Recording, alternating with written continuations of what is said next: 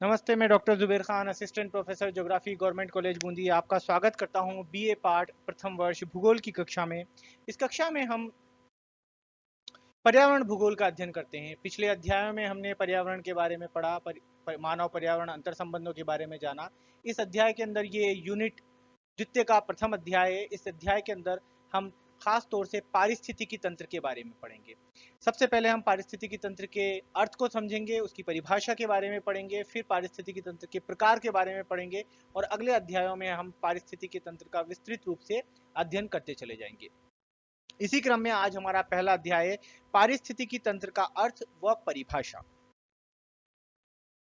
संपूर्ण पृथ्वी अर्थात जल, स्थल एवं वायुमंडल पर अनेक प्रकार के पादप व प्राणी पाए जाते हैं। सभी जीव परस्पर एक दूसरे को प्रभावित करने के साथ ही अपने चारों ओर के पर्यावरण के साथ भी अनोन्य क्रियाएं करते हैं। वास्तव में होता क्या है कि हमने पिछले अध्यायों में भी पढ़ा था और ये देखा था कि मानव पर्यावरण अंतर संबंध में हमने ये देखा कि मानव का अपने पर्यावरण के साथ, खास तौर से अजैविक पर्यावरण के साथ किस प्रकार का संबंध है। और पर यहाँ पे हम विस्तृत रूप से अध्ययन कर रहे हैं, हम समस्त जीवों को लेकर प्रकृति के साथ, खास तौर से प्रकृति के अंदर अजैविक घटकों के साथ उसके संबंध की व्याख्या करते हैं और उनके आपसी संबंधों से किस प्रकार का एक तंत्र उभर कर सामने आता है, इसका हम पारिस्थितिकी तंत्र के रूप में अध्ययन करते हैं।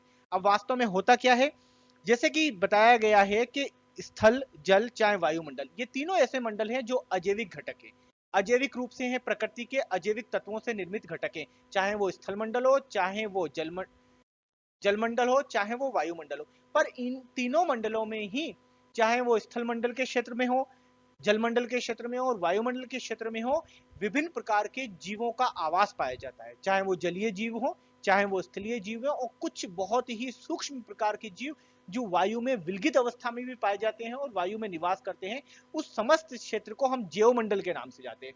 अर्थात स्थल मंडल, जलमंडल व वायुमंडल का एक ऐसा क्षेत्र या ऐसा मंडल जहां तक कि जीवों का विस्तार पाया जाता है, उसे हम जैवमंडल की संज्ञा देते हैं।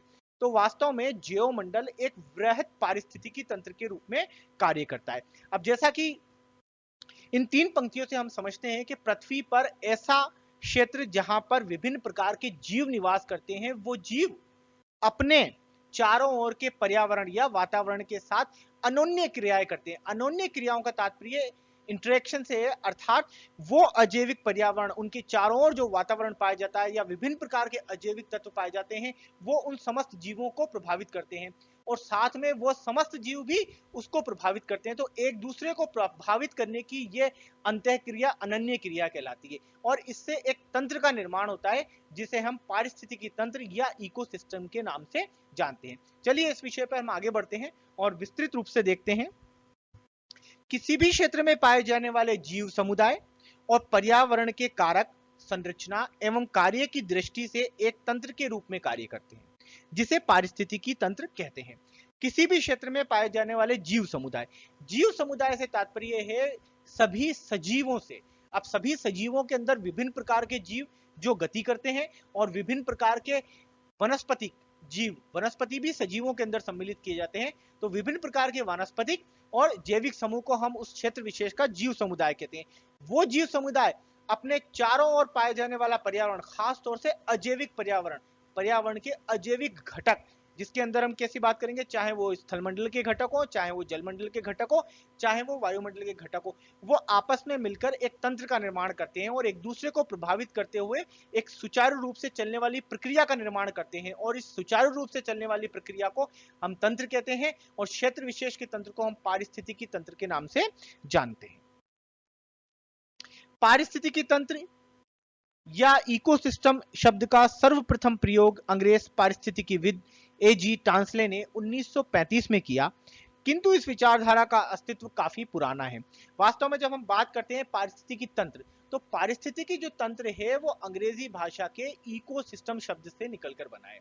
ये इकोसिस्टम शब्द लैटिन भाषा के ओइकोस और सिस्टम से मिलकर बना है। ओइकोस का तात्पर्य होता है हैबिटेट, और हैबिटेट को हम हिंदी में कहते हैं पर्यावास या आवास। ऐसा क्षेत्र जहां पे हम निवास करते हैं वो हमारा पर्यावास कहलाता है। और सिस्टम है उसका तंत्र, अर्थात हमारे निवास स्थान व उसके आसपास के जो वातावरण है उसके साथ हमारा किस प्रकार का तंत्र है, इसे हम इकोसिस्टम या पारिस्थितिकी तंत्र के रूप में व्याख्या करते हैं।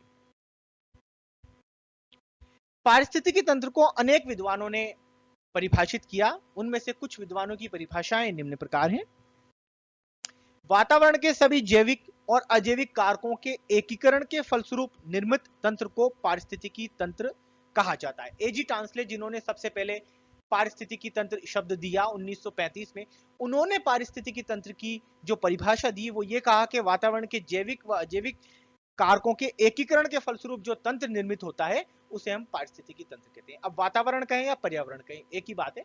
यहाँ पर कई जगह आपको वातावरण शब्द कहने को मिलेगा, कई जगह आपको पर्यावरण के रूप में ये शब्द कहने को मिलेगा। तो हम बात करते हैं कि वातावरण के जैविक घटक है। जैविक घटक वो सभी घटक जिनके अंदर सजीवों के गुण पाए जाते हैं। अब सजीवों के क्या क्या गुण होते हैं? श्वसन करना,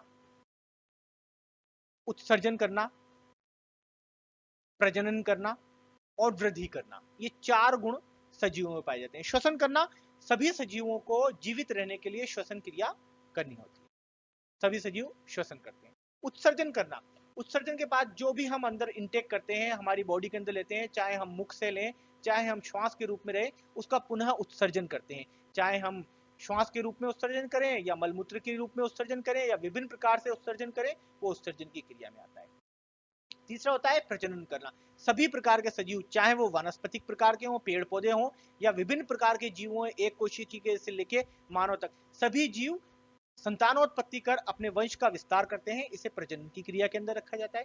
और तीसरी जो चौथा विशेषता होती है सजीवों की, वो वृद्धि करना। वृद्धि करने से तात्पर्य है कि जिस प्रकार एक छोटे से बीज से एक विशालकाय वृक्ष का निर्माण हो जाता है, एक छोटा सा अबोध शिशु बड़ा होकर एक परिपूर्ण जीव बन जाता है, तो ये वृद्धि होती है, जीव की एक वृद्धि होती है। और फिर उसके बाद उसके अंदर धीरे धीरे ढलाव आता है और अंततः अपने जीवन काल को पूरा करके वह मृत्यु पर्यंत समाप्त हो जाता है। तो ये एक प्रक्रिया चलती है पूरे सजीवों के अंदर, जो उनका जीवन काल के नाम से जानी जाती है। एक छोटे से जीव से लेके वो बड़ा होता है, वृद्धि करता है, अपनी चरम अवस्था पे पहुंचता है, फिर वृद्धावस्था में जाता है और फिर वो मृत हो जाता है और अपने जीवन काल को पूरा करता है। तो सजीवों की ये प्रक्रिया है। तो सजीवों के गुण आपको पता होना चाहिए। श्वसन है, उत्सर्जन है, प्रजनन है और वृद्धि है। खासतौर से आप यहाँ पे इस बात का ध्यान रखें, कई बार हम वृद्धि को गति से समझ लेते हैं। तो ऐसा नहीं है कि पेड़ पौधे गति नहीं करते तो वो सजीव नहीं है, नहीं, यहाँ गति नहीं है, यहाँ तात्पर्य वृद्धि से, ग्रोथ से, कि वो किस तरह आगे बढ़ रहा है। यहाँ पे वृद्धि और गति में आप विशेष रूप से अंतर ध्यान में रखें। कई बार कंफ्यूजन पैदा हो जाता है इस चीज को लेके, तो आप ध्यान रखें कि एजी टांसले जो ये कहते हैं, एजी टांसले ये कहते हैं कि वातावरण के विभिन्न प्रकार के अजैविक घटक और वातावरण के विभिन्न प्रकार के जैविक घटक आपस में जो अंतःक्रियाएं करते हैं, उनकी अंतःक्रियाओं से बनने वाले तंत्र को हम पारिस्थितिकी तंत्र के नाम से जानते हैं। अब आप बात करेंगे वातावरण के अजैविक घटक। वातावरण के अजैविक घटक कौन से हैं? सबसे बड़ा अजैविक घटक है जो वातावरण का है, वो सूर्य का प्रकाश है, जल है, मिट्टी है, वायु है, विभिन्न प्रकार के पोषक तत्व हैं। ये सब वातावरण के अजैविक घटक है, चाहे वो गैसीय रूप में हो, चाहे वो तत्वों के रूप में हो। ये सब वातावरण के अजैविक घटक है, जिन घटकों का उपयोग करके जैविक घटक अपने जीवन चक्र को आगे बढ़ाते हैं, वृद्धि करते हैं और अपने वंश को आगे बढ़ाते हैं, वो सब अजैविक घटक कहलाते हैं, उनका उपयोग करते हैं। तो एक तरह से जैविक घटक अजैविक घटकों के ऊपर आधारित होते हैं और अपनी अन्याय क्रिया करते हैं। ऐसा नहीं है कि जैविक घटक पूर्णतः अजैविक घटकों को पर आधारित हो, वो अजैविक घटकों को भी प्रभावित करते हैं। तो आपस में एक दूसरे को प्रभावित करने की प्रक्रिया चलती रहती है इस तंत्र के अंदर, इसलिए हम इसे पारिस्थितिकी तंत्र कहते हैं। पारिस्थितिकी तंत्र पौधों तथा जंतुओं का जैव समुदाय होता है, जिसका एक विशेष वातावरण से संबंध होता है। ये परिभाषा भूगोल परिभाषा कोश के अनुसार दी गई है। जैसे कि हमने पिछली परिभाषा में देखा कि किसी क्षेत्र विशेष के जैविक और अजैविक घटक आपस में मिलकर अपनी अन्योन्य क्रियाओं से जो तंत्र बनाते हैं, वो पारिस्थितिकी तंत्र कहलाता है। ठीक इसी परिभाषा को आगे बढ़ाते हुए भूगोल परिभाषा कोश ये कहता है कि पारिस्थितिकी तंत्र पौधों अर्थात वनस्पति जगत और जंतुओं अर्थात जैव जगत का जैव समुदाय होता है। अर्थात जैव समुदाय में इन दोनों को सम्मिलित किया जाता है, जिसका विशेष वातावरण से संबंध होता है। अब ये विशेष वातावरण से क्या तात्पर्य है कि प्रत्येक जैव समुदाय एक वातावरण विशेष से घिरे हुए होता है। जैसे मरुस्थलीय क्षेत्र का वातावरण हुआ, जैसे तालाब का वातावरण हुआ, जैसे महासागर का वातावरण हुआ, जैसे मैदान का वातावरण हुआ, जैसे पर्वतीय क्षेत्रों का वातावरण हुआ, तो हर क्षेत्र का अलग अलग वातावरण होता है। इस हिसाब से वहां का अलग अलग प्रकार का जीव समुदाय पाया जाता है और इन दोनों के आधार पर क्षेत्र विशेष के अनुसार हमें पृथ्वी पर अनेक प्रकार के पारिस्थितिकी तंत्र देखने को मिलते हैं, जिनका हम अगले अध्याय में अध्ययन करेंगे। पारिस्थितिकी तंत्र वह पारिस्थितिकी व्यवस्था है जिसमें पादप एवं जीव जंतु अपने पर्यावरण से पोषक श्रृंखला द्वारा जुड़े होते हैं। देखिए, हेगेट के अनुसार इन्होंने जो पर्यावरण की परिभाषा दी है, उन्होंने ये पारिस्थितिकी तंत्र की परिभाषा दी है, उसमें इन्होंने ये बताने की कोशिश की है कि किसी भी क्षेत्र का जीव समुदाय, अर्थात इन्होंने दोनों को अलग अलग करके बताया कि पादप जगत और जीव जंतुओं का जगत अपने प्रभावी वातावरण के साथ मूल रूप से पोषक श्रृंखला को हम आगे खाद्य श्रृंखला के नाम से भी जानेंगे और विस्तृत रूप से अध्ययन करेंगे। अर्थात जैविक जो घटक है अपने अजैविक घटक से मूलतः पोषक श्रृंखला द्वारा जुड़ा हुआ होता है। एक दूसरे से इनके बीच में जो संबंध होता है वो पोषक श्रृंखला के रूप में होता है और खाद्य श्रृंखला इसका एक भाग होता है, जिसे हम खाद्य श्रृंखला के रूप में हम आगे पढ़ेंगे। अब पोषक श्रृंखला से क्या तात्पर्य है कि जैविक घटक अपना भोजन बनाने के लिए विभिन्न प्रकार के अजैविक घटकों का उपयोग करते हैं और अपना भोजन बनाते हैं, और वो भोजन बनने के बाद एक जीव से दूसरे जीव में स्थानांतरित होता चला जाता है। भोजन स्थानांतरण की प्रक्रिया में वास्तव में जो स्थानांतरित होते हैं तत्व वो अजैविक घटकों के ही तत्व होते हैं अंततः, और जब प्रत्येक जीव की मृत्यु हो जाती है तो उसकी मृत्यु के पश्चात, उसके विघटन और वियोजन के पश्चात ये अजैविक घटक वापस वातावरण में मिल जाते हैं और एक चक्रीय प्रक्रिया को जन्म देते हैं, जिससे संपूर्ण पारिस्थितिकी तंत्र के अंदर संचालन की व्यवस्था बनी रहती है और पारिस्थितिकी तंत्र चलता रहता है। इस परिभाषा को काफी विस्तृत रूप से समझाने की कोशिश की है पीटर हेगेट ने। उपयुक्त परिभाषाओं से स्पष्ट है कि पारिस्थितिकी तंत्र एक क्षेत्र विशेष में विकसित वह इकाई या व्यवस्था है जिसमें विभिन्न प्रकार के जीव समुदाय विकसित होते हैं तथा इन पर अजैविक घटकों का प्रभाव देखा जाता है। पूर्णतः नियंत्रण नहीं होता पर इस पर प्रभाव देखा जाता है। संपूर्ण पृथ्वी पर जिस पर जैविक व अजैविक घटक निरंतर क्रिया प्रतिक्रिया करते रहते हैं भी एक वृहत पारिस्थितिकी तंत्र है जिसे जीवमंडल कहा जाता है। कि इसके बारे में मैंने आपको पहले ही बताया था कि संपूर्ण पृथ्वी अपने आप में एक वृहत पारिस्थितिकी तंत्र के रूप में देखी जाती है, क्योंकि वास्तव में यदि हम पृथ्वी से जैविक घटकों को हटा दें, जीव जंतुओं को हटा दें, जीव जंतुओं से तात्पर्य आप हमेशा ध्यान रखें जब भी हम जैविक घटकों की बात करेंगे या जैव समुदाय की बात करेंगे तो उसमें वनस्पतिक जगत को सम्मिलित करेंगे। जीव जंतु के साथ यदि हम वनस्पतिक जगत को हटा दें तो इस पृथ्वी के ऊपर केवल अजैविक घटकों का विस्तार देखा जाएगा, चाहे वो स्थलमंडल के रूप में देखा जाए, चाहे वो वायुमंडल के रूप में देखा जाए, चाहे वो जलमंडल के रूप में देखा जाए। पर जहां कहीं भी जीव निवास करते हैं उस संपूर्ण क्षेत्र के अंदर एक नए मंडल का विस्तार होता है जिसे हम जैव मंडल कहते हैं। जैव मंडल का विस्तार किसी एक मंडल पर नहीं देखा जाता, इसका कुछ भाग जलमंडल में होता है, कुछ भाग स्थलमंडल में होता है और कुछ भाग वायुमंडल में होता है। तो जिन क्षेत्रों में अजैविक घटकों के साथ जैविक घटक पाए जाते हैं अर्थात जीव समुदाय पाया जाता है, या दूसरे शब्दों में मैं कहूं कि जिन क्षेत्रों में जैव मंडल का विस्तार पाया जाता है वो वास्तव में संपूर्ण पृथ्वी का जैव मंडल अपने आप में ये एक वृहत पारिस्थितिकी तंत्र के रूप में कार्य करता है। अब जैव मंडल स्वरूपी वृहत पारिस्थितिकी तंत्र में क्षेत्र विशेष के अनुसार विभिन्न प्रकार के पारिस्थितिकी तंत्र पाए जाते हैं। जैसे मैदान घास पारिस्थितिकी तंत्र पाया जाता है जो कि खास तौर से घास मैदान के क्षेत्रों में देखा जाता है। मरुस्थलीय पारिस्थितिकी तंत्र पाया जाता है जो कि खास तौर से मरुस्थलीय क्षेत्रों में देखा जाता है।